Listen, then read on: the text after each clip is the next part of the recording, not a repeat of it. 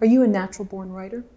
I don't know what a natural-born writer is. I felt like I wanted to write for a long time when I was maybe even in middle school and then high school.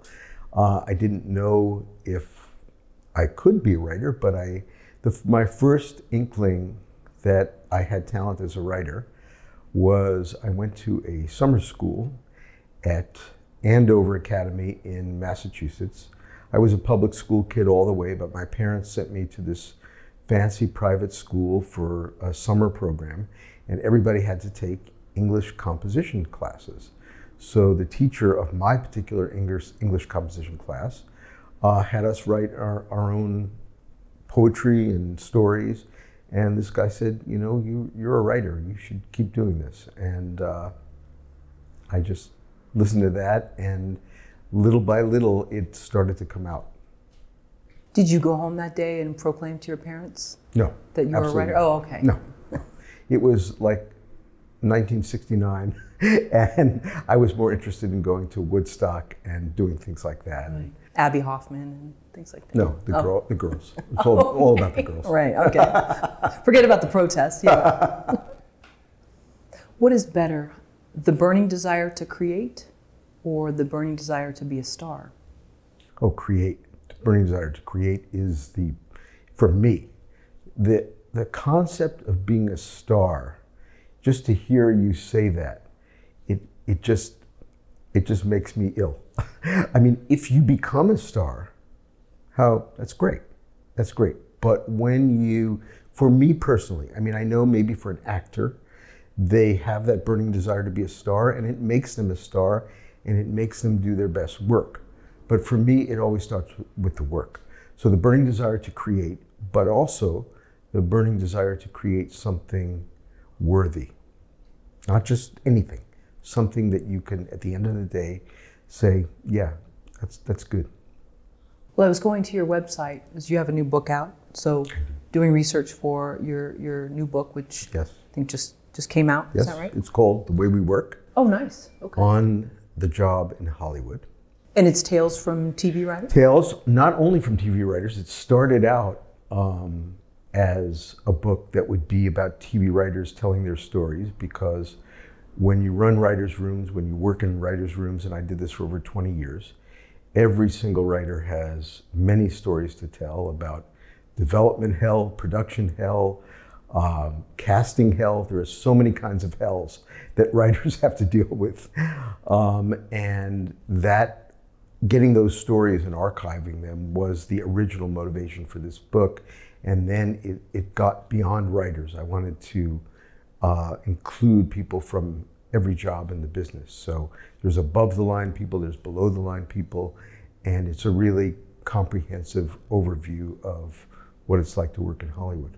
We have a quote from Robert Towne that you put with a little picture, right. And it just said something like, the writer is the one that, until they finish what they do, sort of they're the bleep a-hole that, until they finish what they do, no one else has a job. No one else has a job, that's right. So, Towne's point of view, as he states in the book, is that everybody, is waiting for the writer to get his work done, so they can be hired and they can have a job. So, and what's more than that, that's another way of saying, and this is no secret, everybody knows this, that it all starts with the script. If you don't have a script, not only can nobody be hired, but you have no work, you can't shoot anything. And it's also very important to have a good script, the best you can offer these actors and directors, because anybody can put words on paper, but to make them sing and to make a piece of work that's original obviously requires a lot of work. Well, that being said, so people are waiting for the writer to finish their work, but then once the work's finished, the writer can sometimes be the least important, unfortunately, in the eyes of the production? Well, in film, this has been the case since Hollywood began, that the writer was totally dispensable. This is why these famous novelists came out, like Raymond Chandler, whoever, they came out to Hollywood to work in the movies to make some money. But their scripts were, rewritten by other people, and when it was all over, it was unrecognizable to them, and they just went back to writing novels because that was really their work. And that has been magnified times 100 today. So, you'll see maybe 6 credited writers on a finished screenplay, and there will have been 20 writers actually hired, because the only ones who get the credits are the ones who, there's an arbitration now for every film that has multiple writers. So the Writers Guild arbitrates every single feature film, and they read all 20 drafts written by all 20 writers, and they decide which of those 20 writers will get credit. It could be 2 writers. If there's 20 writers, it's going to be at least 2 that get credit. It could be 2, it could be 6, it'll never be 20, because they have the limit of how many that you can credit. But that's life in feature film writing. TV is different. TV is different. And up until not that long ago, the writer was king.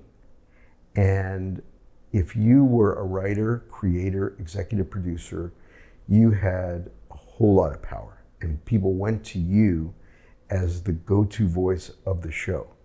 Now we have so many layers on top of the writers, people who do nothing. Now there are some executives that are helpful and involved, but there's so many layers now built into the process. I'll give you an example. You want to do a show with an actor. An actor has managers. He has 3 managers. There is a production company that the actor may have a deal with. And then there's the studio, and then there's the network. So all of these people, the managers get credit as producers. They get credit, not only do they get credit as producers, they get a per show episodic fee for doing what? For being the manager of the star.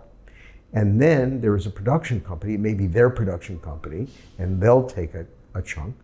And then the studio will take a chunk, and then the network. And I've left out one other entity that takes a chunk, and it's the source of what's going on in Hollywood today, and that is the big agencies and their packaging fees. And that's what this whole writers versus agents battle is about right now, that the agencies take these huge chunks of the budget for themselves, so the show budgets are lower and writers can't afford to hire some of the writers they may want, because the agencies are keeping the budgets lower so they can take their chunk. So that's my pitch for the writers. You mentioned Raymond Chandler in the last segment, and he's an interesting guy in the sense that he actually left a lucrative career, or he was pushed out of one, to go further into his writing.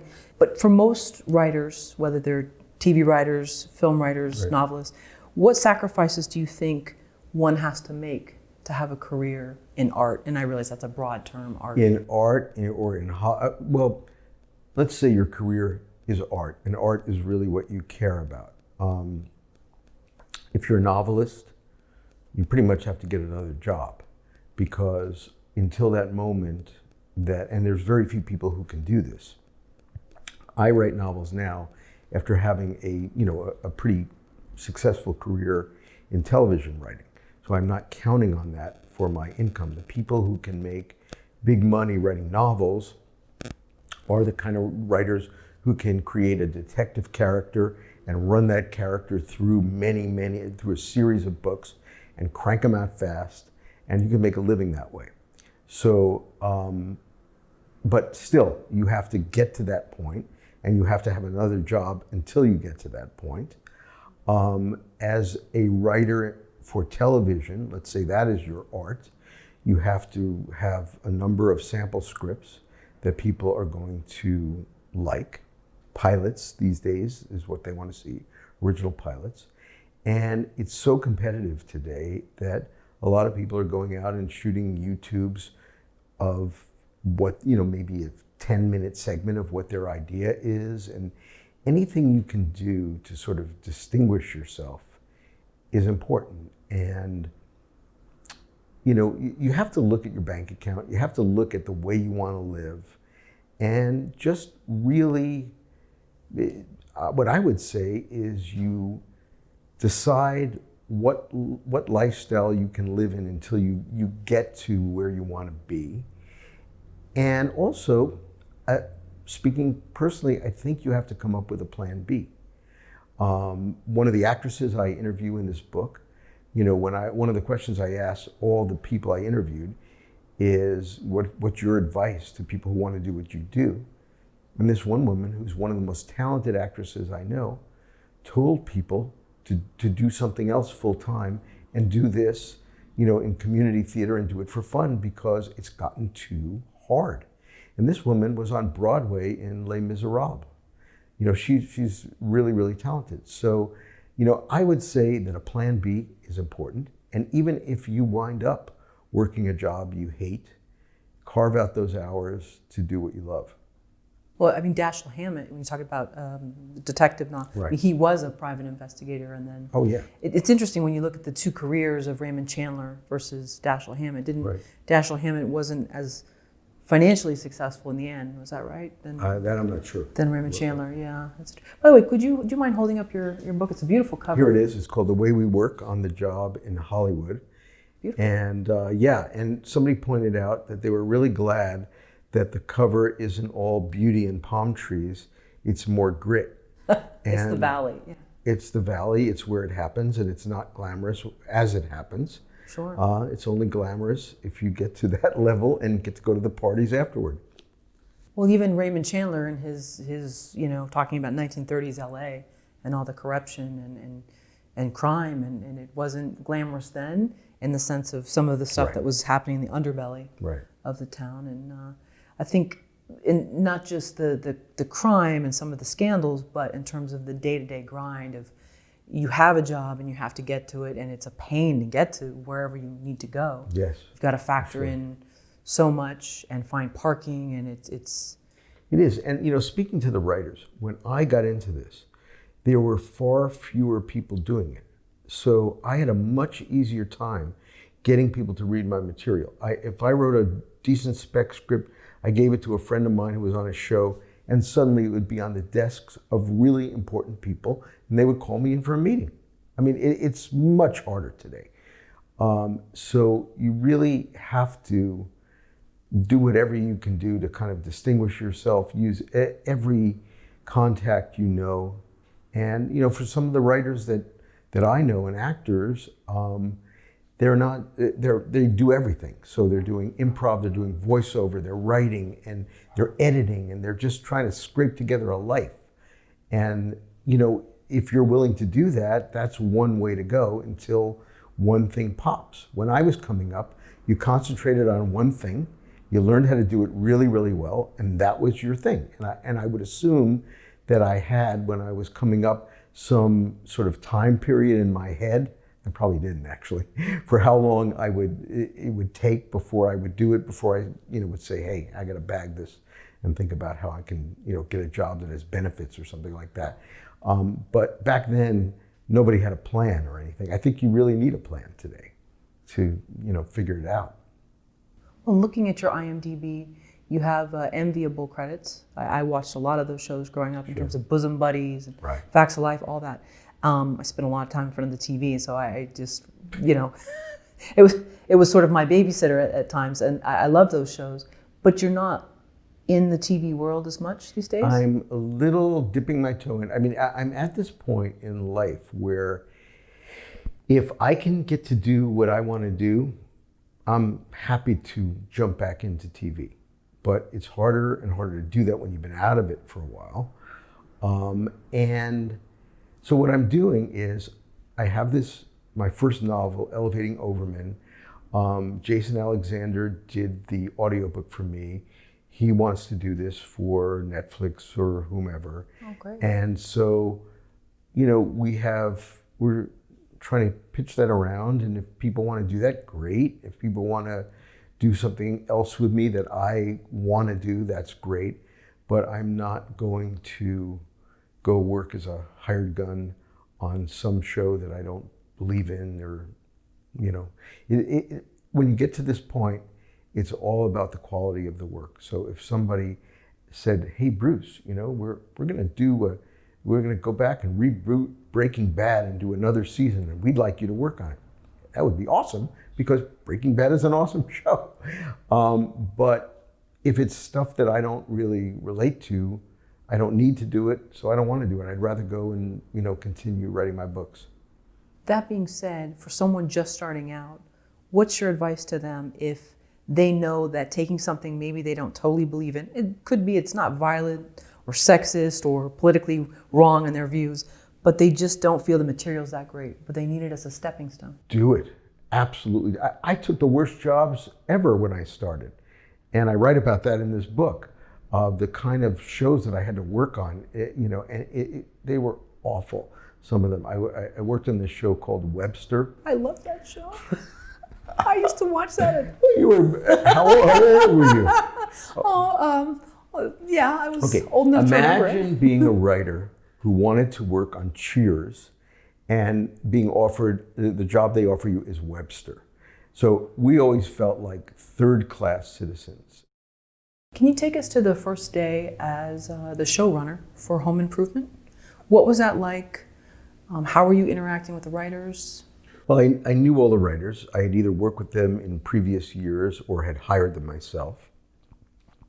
And chances are, if I hired them myself, I had worked with them maybe on other shows. So that was all easygoing.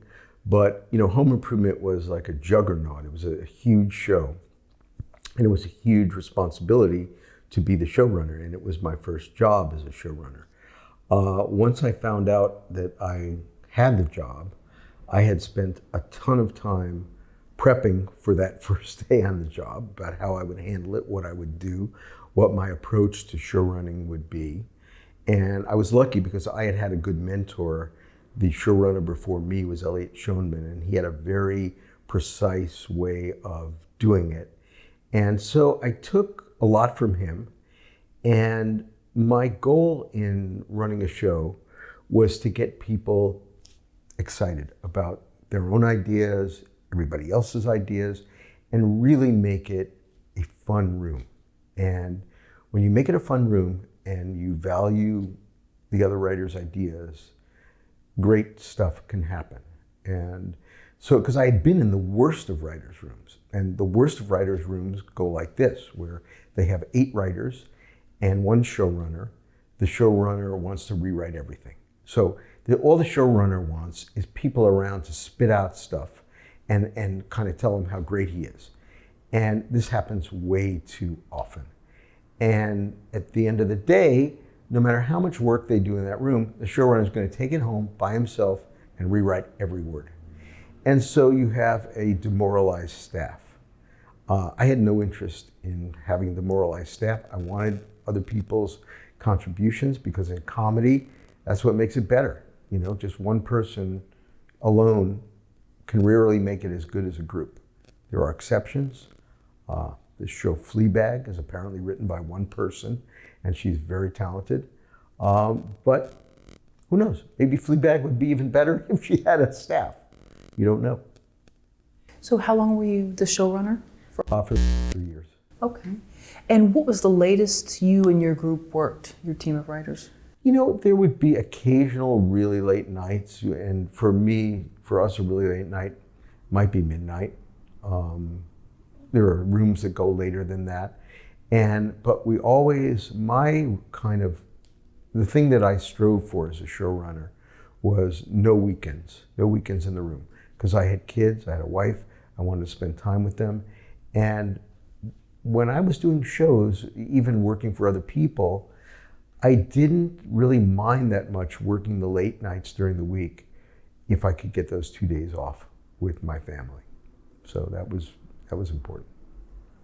Would you also look at feedback from the audience, and how would you integrate that? Oh, and Home Improvement was fantastic. They had come up before I even got on the show. They had this whole system down, and nobody else did this at the time. For the Wednesday run-through, we would read the script on Monday, run through the show on Tuesday afternoon, and then run through it again for the network on Wednesday afternoon. And when we did our run-through, we would bring in 20 people from the Universal tour in folding chairs to watch the run through. So those people told us what was working and what wasn't working. And then by Thursday night camera run through, the show was in great shape and we were good to go on Friday night. How would they deliver that? Would you sort of do a Q&A with them afterwards? It was all based on their laughs.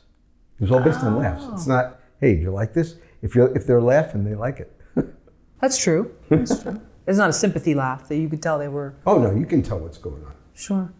Having worked on other television shows, you knew you didn't want to, quote, demoralize the other writers. Right. You wanted to make them feel a part of the process. Sure. So what were you telling the fellow writers on Home Improvement while you were the showrunner? Well, I tell them, first of all, to come in with stories, because that's part of their job. The main thing in a show that I run, or any show that is run well, is that nobody from your staff should just shoot down an idea and say, that's not good. That is cardinal rule number one of working on a television show comedy. You always have a fix. And even if your fix is not the final one, or maybe not even the best one that you're going to get to, if somebody says, that joke's no good, that writer's not going to last in my room, because that writer has to pitch another joke. That's their job. Or if they don't like a story, they need to think of something that they think is better. So in other words, you just don't be negative. It's all, you come at it to be constructive. So let's say we're two writers in a writer's room and you pitch a joke and say, and then she falls down at the end. And instead, if I was thinking, wow, that's really bad, instead of me saying it, I would be like, or what if? That's what it. if? Okay. What if? The key two words are what if. Yeah, because that way you're not necessarily insulting the last person who pitched, who might be insulted because they might say, oh, wait a minute, mine was great. But they've got to understand that coming into a writer's room, people are going to have a lot of different ideas. And the what if is so much better than the that sucks. So I would trade out the that sucks for the what if. And so then how would the joke win out? If then another writer over here said, well, wait, what if she does this or whatever? At what point? That's the showrunner job. You decide when it's good enough, when you like it, and you have to be the final word. So that really is what it means to be a showrunner. Somebody has to have the final word, and somebody's got to take the heat when the network and the studio don't like the show, or the star doesn't like the show. So the showrunner makes the decision, and the star may say, that sucks. And then you have to face the music, how you're going to fix that. But that's part of the gig. Did you ever get feedback? Let's suppose you were the final say on a joke and you thought it was great and you were so proud, and it backfired on you and you got letters or people were upset. When I did this, it was before, Twitter and all this stuff. The letters went to the studios. I never saw the letters, but we would do a final pass. The whole room would do a final pass on a script before it went to the actors at the table on Monday. And we turned in a script that we thought was great. The actors could hate it. The studio could hate it. The network could hate it. Anybody, because it's a subjective business, anybody can like or hate anything. And I've been on shows where the actors, if they read the script in advance or as they're reading it at the moment, if they see a line they don't like, they will tank it. So, in other words, they don't even want this line to have a prayer of winding up in the show. So they read it in such a way to make sure they don't like it and that nobody at the table laughs. So they sabotage it. Correct. Oh, wow. Are you almost grateful that social media, that instant feedback wasn't available, or do you? I guess so. Yeah. No. Yeah. I don't need social media feedback for pretty much anything. I mean, because remember, we live in a world today where everybody is a pundit. Okay, so you have, millions and millions of experts on what the United States government should be doing and what the president should be doing. And, if you think about our lives before social media, you might read an editorial by a really experienced columnist analyzing the situation and saying, here's what we should do. And then maybe the next week you'd read something by another really well-informed person saying, I don't think so. Now we're getting advice from every single person who has a phone. And you know what? We don't need that. We have plenty of experienced and talented people, and it's great that everybody gets a voice and a part of the conversation. But at a certain point, it becomes like white noise. And that's why so many people get to a point and they say, we're turning it off this week, or we're turning it off forever. I'm off Facebook. I don't have a personal page anymore, or whatever. And they just get burned out on it. And if, and I've experimented with this and not using it for a while. And I would say, and they've done scientific studies, that people who get off social media are happier. So there you go.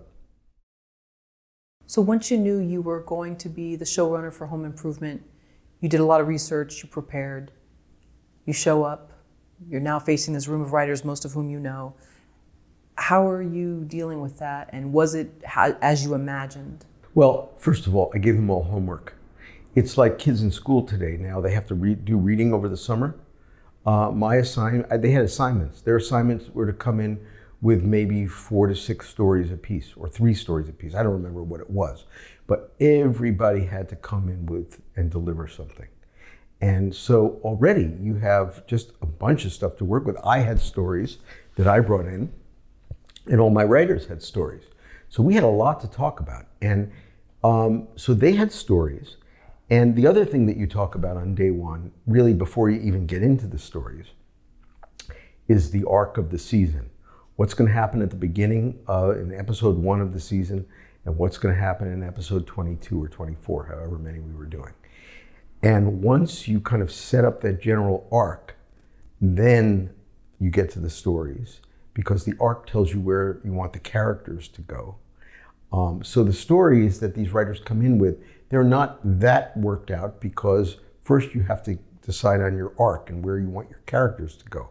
But I'm pretty confident that all of us came in with stories that then actually did fit in with the arc, or we could tweak to the arc. And, that's how we got started. So ideally you get started with just a burst of energy, and everybody's really excited to be there. It's the first day of work. People are getting paid to be writers in television in Hollywood, and it's a privilege.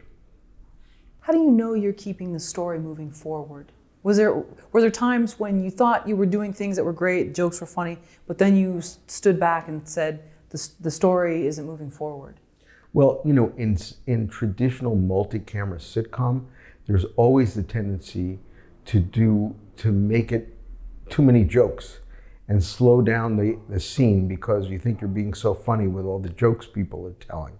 But it becomes pretty evident along the way if people are just standing around telling jokes and the story isn't being served. So, and then if you have a staff of good people, someone's gonna say, hey, don't we need to get to this story point sooner? And could we cut this? So that's very common. Speaking of cutting, I'm thinking of, let's say, Three's Company, and sometimes like Mr. Roper would come in, and it was just a look. He didn't have to say a word, and you already knew he was either judging Jack Tripper or somebody. How did you know sometimes said, you know what, let's just do it as a look? Was that when the actor was there? Well, Tim Allen, when you work with somebody who the audience loves, you get so many extra laughs with looks like that. So, as a show grows, you realize who's, a look on a certain line, is going to get a laugh. So in Home Improvement, the thing that made that show a success, Tim Allen was a very successful comedian, but the thing that made the show a success was coming up with a worthy adversary to play his wife, who was Patricia Richardson. And we knew that if we wrote a scene and he did something stupid and she gave him a look the audience, especially the women, were going to go, they were going to love it. So, you know, you learn about those looks and what they're going to give you comedically. In fact, we did a whole episode of Home Improvement called The Look. And what that was, one of the writers came in with this idea, and it was based on just the look that your wife gives you when you act like an idiot.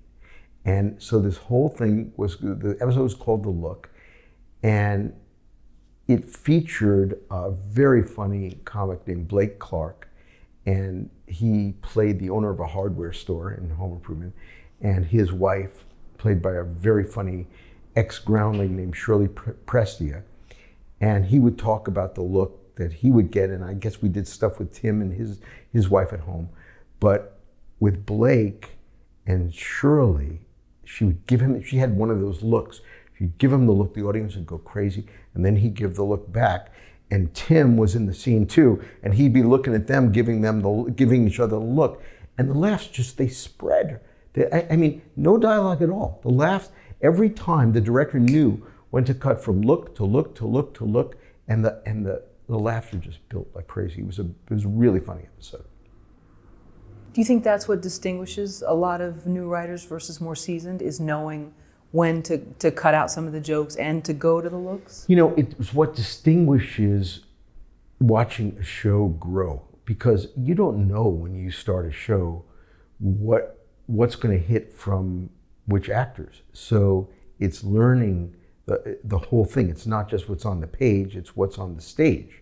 So if the actors are really gifted physically and you start to see audiences reacting, or even in a single camera show, you can tell if somebody's reaction is just hysterical. And you know, you make a mental note of that, and then you start to use that. But it usually grows from seeing the actors work with the material. Now, forgive me, didn't that happen with a show that you did called Duet, where two stars started out as the main characters and then it was flipped? That was toward a the end, whole other bit of business. I mean, Duet was on when the Fox network first started, and we followed Married with Children, which was a huge hit, and we did okay. Duet was a pretty funny show. The audiences, the studio and the network, they liked the show, but they felt that the two leads weren't as funny as these two side characters. So it was one of these really weird situations where the two side characters became the lead characters of the show, and then one of the main characters stayed in the show, but one didn't. It was bizarre. It was really bizarre. And that was the first acting job for Ellen DeGeneres.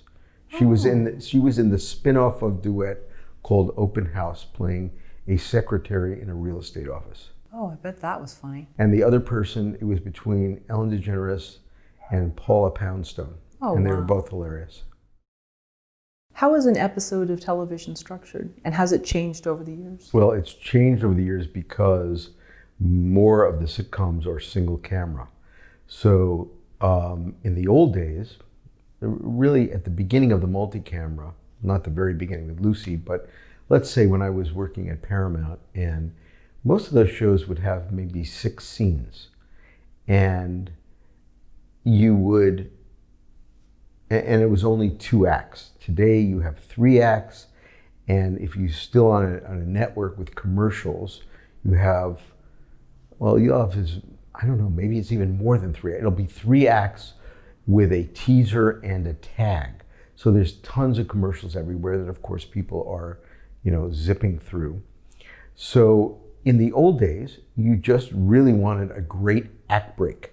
So, when you only have 2 acts, so an act break would kind of be a sort of a cliffhanger where you want people to come in after the commercial. That was the way that worked.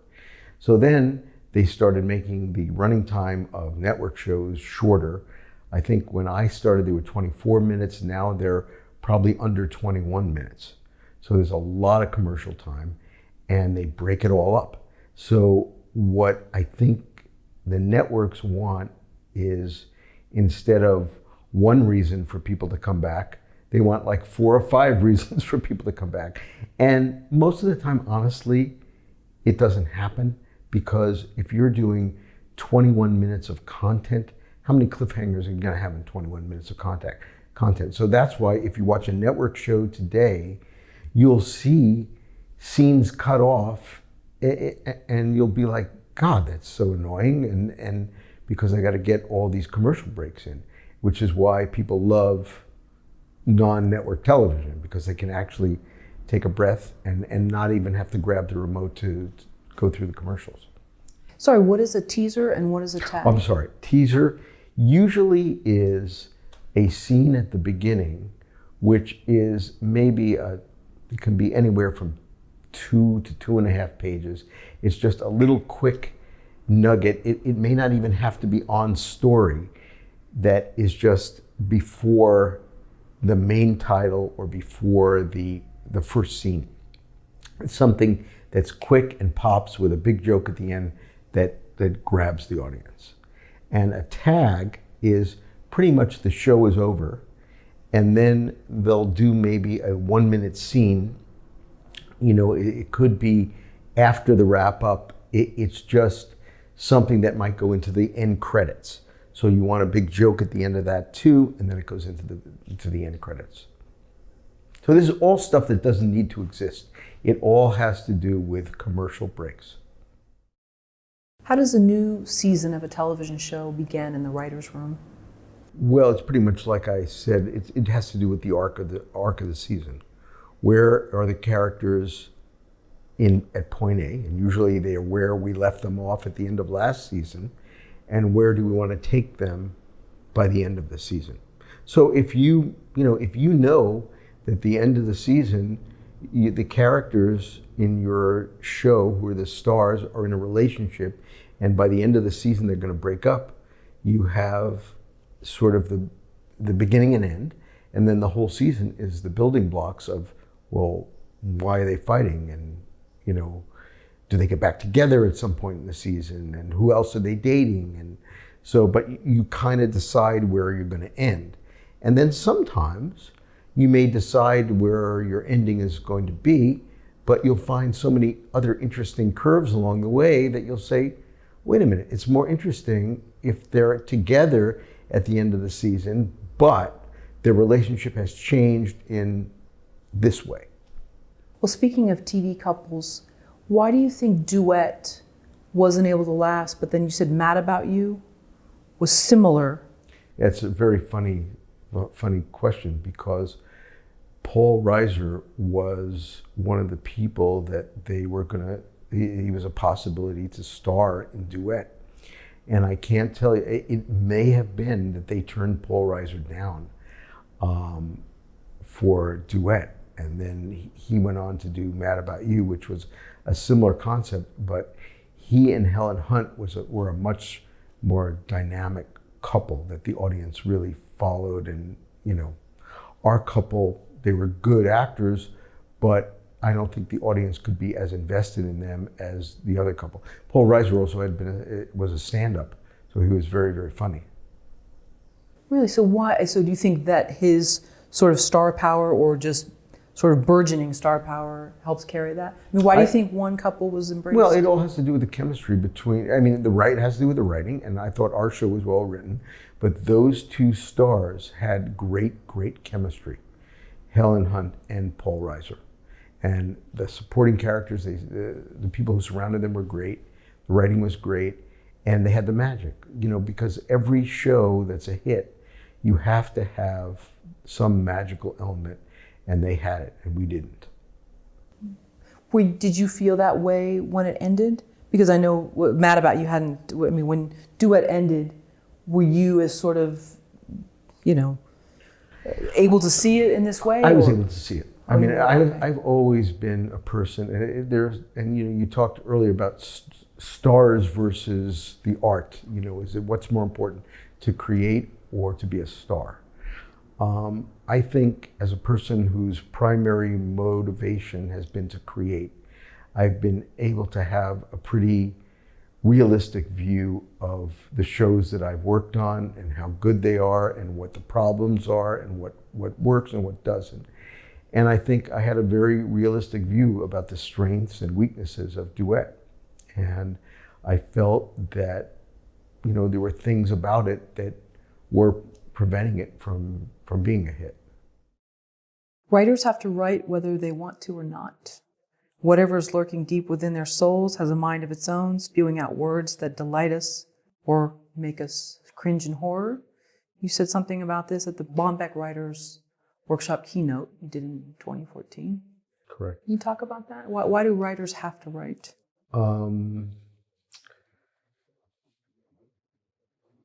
I guess it's in you. And somebody made this comment to me the other day.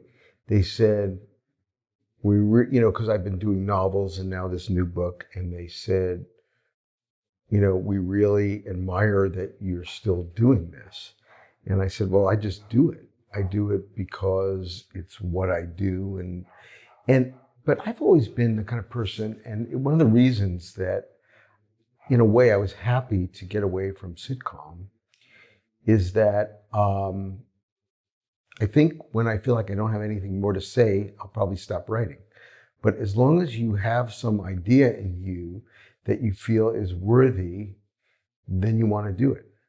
And in this particular book, I have one essay in this book. I'll hold it up one more time. Okay, The Way We Work. The Way We Work. Mm-hmm. And in this book has 41 contributors talking about their Hollywood experiences.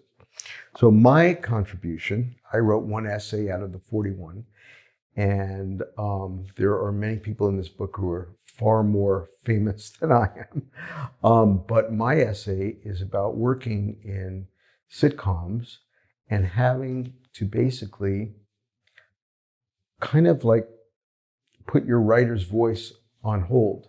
Because when you work on somebody else's show, like Home Improvement, that is the creator's voice and Tim Allen's voice, it's not you. So you become sort of an imitator, a mimic. You've got to write the show kind of the best way it can be written, like in a way like it's been written before.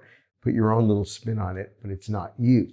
So I'm at the point in life of being a writer where I get to write what I want to write, and I don't think I want to write if I don't feel I have anything worth writing about. You had a long career in television. Then you write 2 novels that are about sort of anti-heroes that are questioning the American dream. Correct. Why write about that? I guess, well, first of all, when I wrote the first one, I didn't really know whether I was capable of writing a novel. And I just came up with this character who was about the same age as I was. I guess he was early 50s or 50. And he's questioning his life, and he does not want his life to go out the way it's been going so far. He's kind of been sort of a loser for the first two acts of his life, and he wants the third act to be something, you know, that's worthy, that he could be proud of. So I didn't really know this at the time, but I mean, I knew that I was looking to do something new. My working life had been successful, but like the main character, I wanted my next act to be something different. I didn't quite know what it was. So as I wrote this character, you know, the character started off as a loser and his problems were different than my problems. But as I got through the plot of the book, the character and I shared a lot of similar things. So it was really an amazing writing experience from that point of view. And then with Cascade Falls, you have it where the character's sort of up against the shadow of his successful father, of sort of this dream life. It also starts in Hollywood. It's about, I was really curious about this. What happens to those people who have a Hollywood dream and then get involved? You know, they have a relationship because they want to have somebody, get married, and then they have kids, but that dream doesn't work out. So what happens to their life when they have to go to plan B? And what happens when they go to plan B and they're not happy with Plan B, and Plan B makes them miserable, but yet they've already taken this step into marriage and parenting. How do they deal with that? So I saw people around me who, they thought they were going to be really, really successful, and they weren't. And now they were married, and now they had kids, and what were their lives like, and how do you make those lives good, and how do you be happy with who you are? So there were so many interesting questions to explore there. What do you think it is that people, because I've seen people that seem outwardly very successful, they don't think they are. I know 2 different people I heard say, oh yeah, we had to take our kids out of private school. And it was like this dreadful thing. It was like they had failed in life.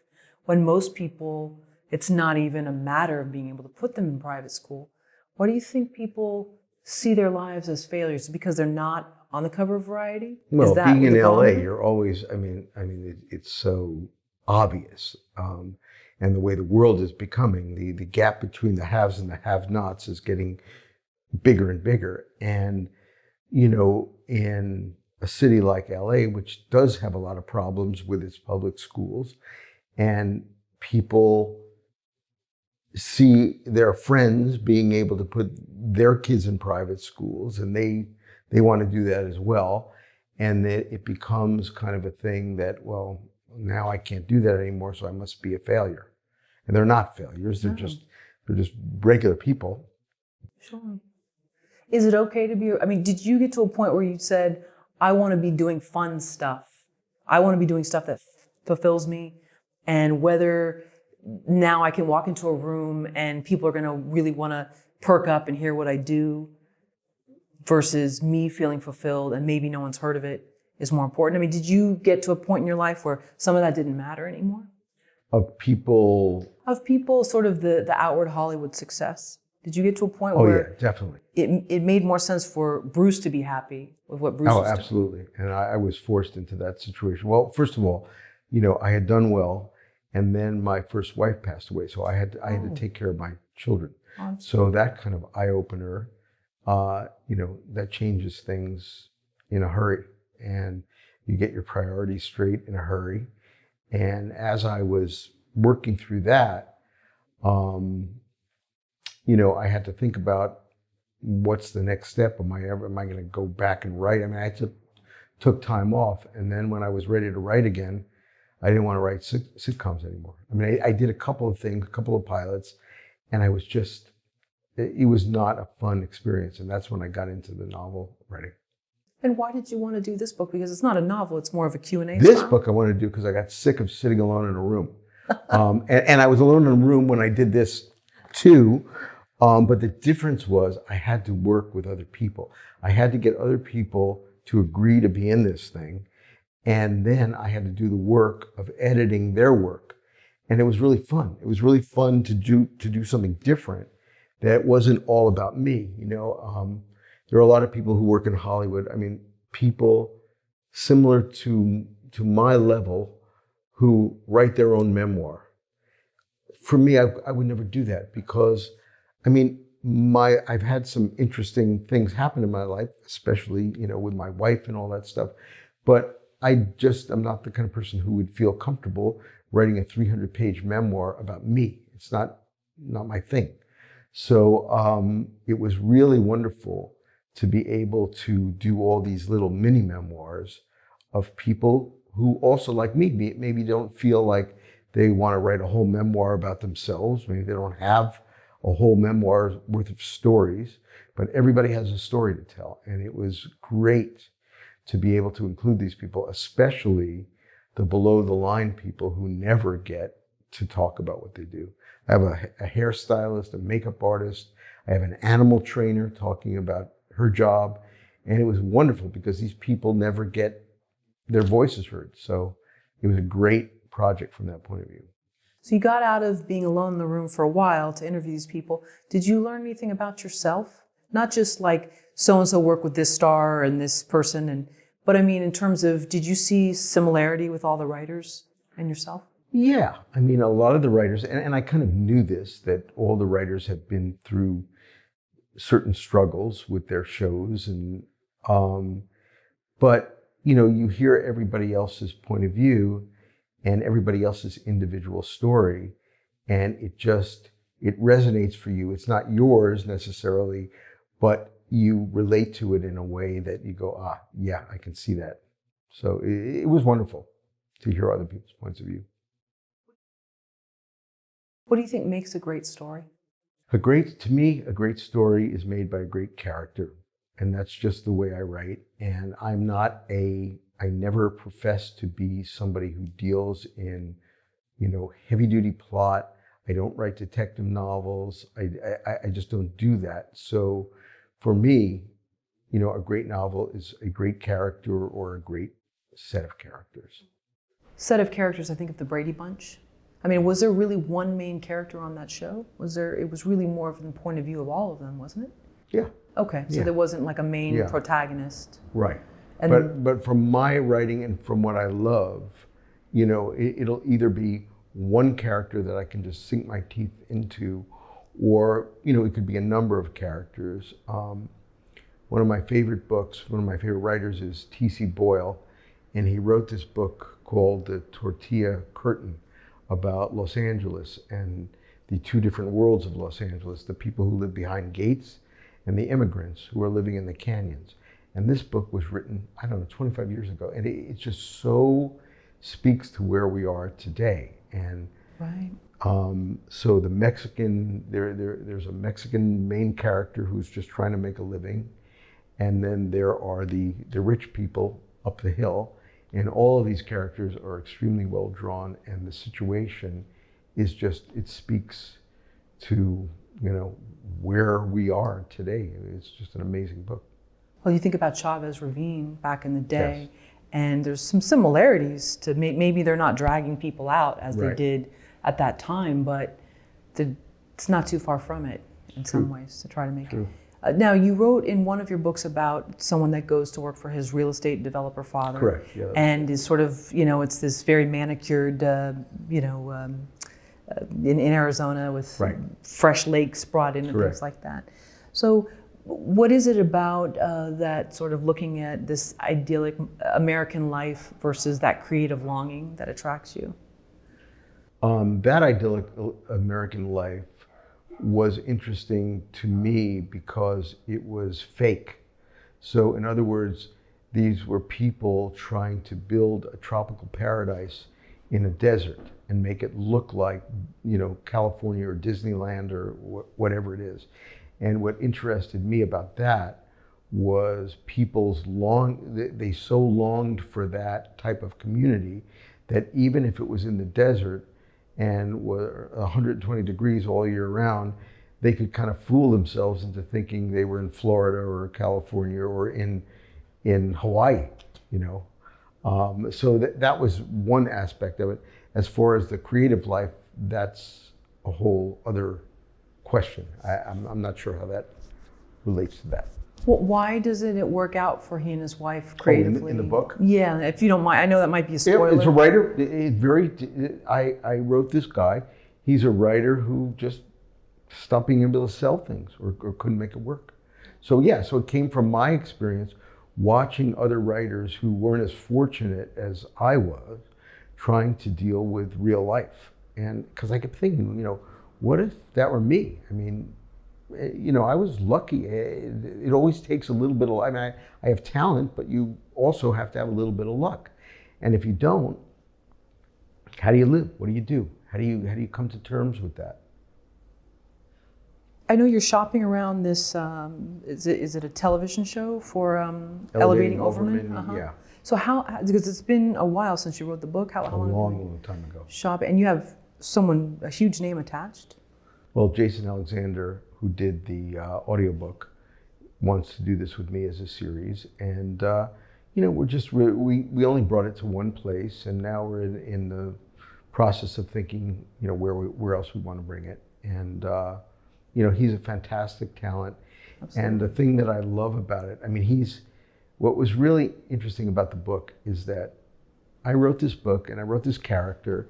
And then when the book was done, I had a friend who was working with Jason on a play. And Jason and I didn't know each other. So he was doing Seinfeld, I was doing Home Improvement. We were both in the top 10, but we didn't know each other. But my friend was producing a play with Jason, and I called him and I said, if I put this book in an envelope with a note saying that I was the executive producer of Home Improvement, I'm not some schmo off the street, would you give him this book to read? And so in the note I wrote, you're going to know by page 3 whether you like this or not. And so of course I didn't hear from him for months. And then 3 months later, I get this email, I love this, I want to do this. And we're talking about a movie versus a TV show. So now he and I are friends, and he's going to be doing this book event for me. Even though he's not in this book the way we work, he and I are going to be talking about Hollywood at this place called Dynasty Typewriter. How do you shop around a show? Like, what's your process, especially knowing that you have someone like Jason Alexander who wants to play the protagonist, correct? Yes. So first of all, you have to get the meeting, and either an agent will get the meeting, or Jason knows a lot of people. Sometimes he'll get the meeting, and then Jason and I will talk about how we want to go and pitch this thing. And in a case like this, it helps to have somebody like Jason in the room because Absolutely. He's a great presence. And in addition to being quote unquote attached, he's actually in the room. So that helps enormously. Why? You said earlier that you, in the email to Jason or the note, you'll know by page 3 whether you like this or not. Has that always been your rule?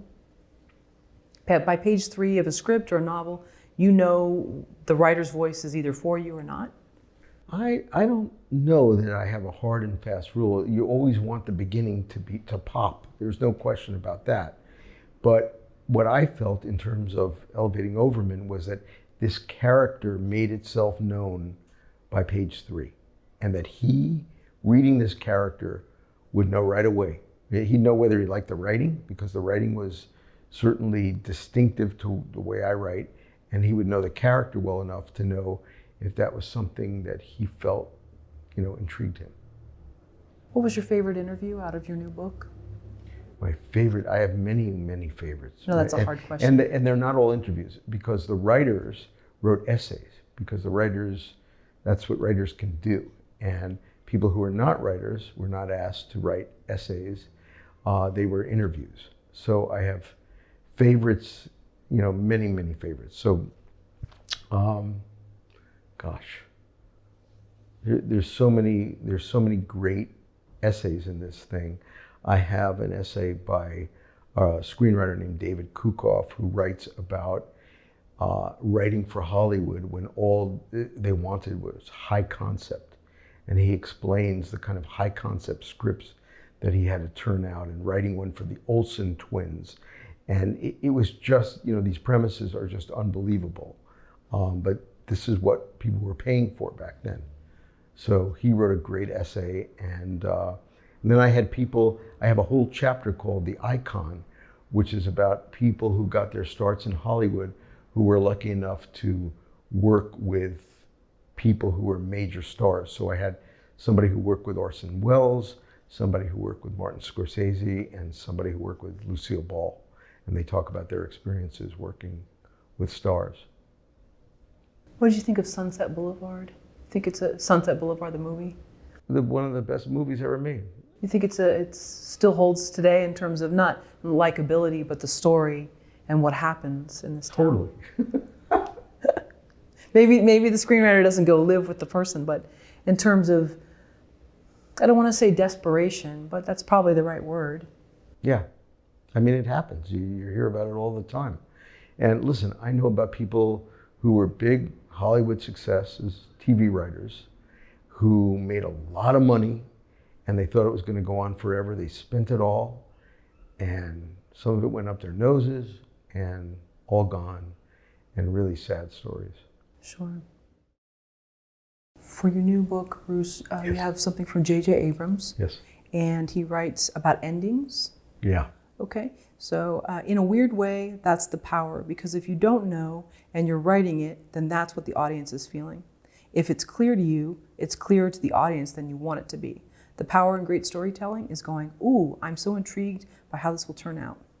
So do you like being in the dark about endings to a story you're writing, whether it's a Here's what I novel? like. I like having an ending in my mind. And then as I go through, having the freedom to say, you know what, I think I want to try this, and come up with something that you never thought in a million years you would come up with. And that is the greatest moment ever. So I'm writing a new novel now, and I had an idea. I've just finished like the second draft. I had an idea of how it would end, but there were parts of this ending that I never could have envisioned. And as I got there, it just sort of fell into place. And whether it's good or whether it's bad, I cannot tell you at this point. But all I know is that I was so pleased to find this surprising thing available to me based on what I had set up in the beginning. So you had a sort of a clear vision of how you wanted it to be, but then...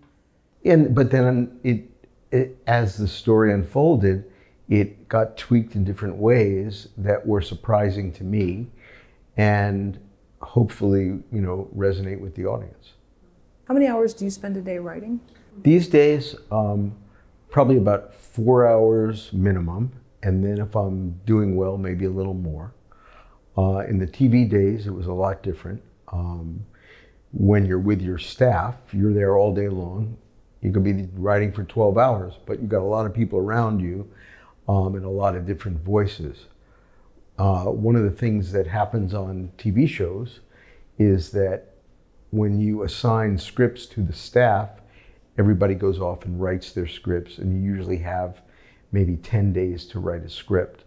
And during those days, when I remembered writing my own scripts, I remember working for 8 hours a day or more, just trying to hone the script. It helps to have in your mind, how many pages do I want to get out today? And get them out, whether they're good or bad, you can rewrite them. Get like something down on paper. Apparently Judd Apatow calls this the vomit draft, where you just get it down and you don't edit yourself right away.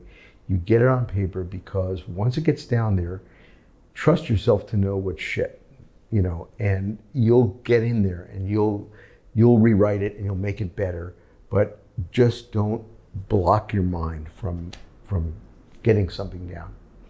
So what goal do you set for yourself for your novel writing in terms of pages? In prose, about 3 pages a day. And sometimes it'll be more, sometimes it's usually at least 3. Are you better in the morning or night? You know what?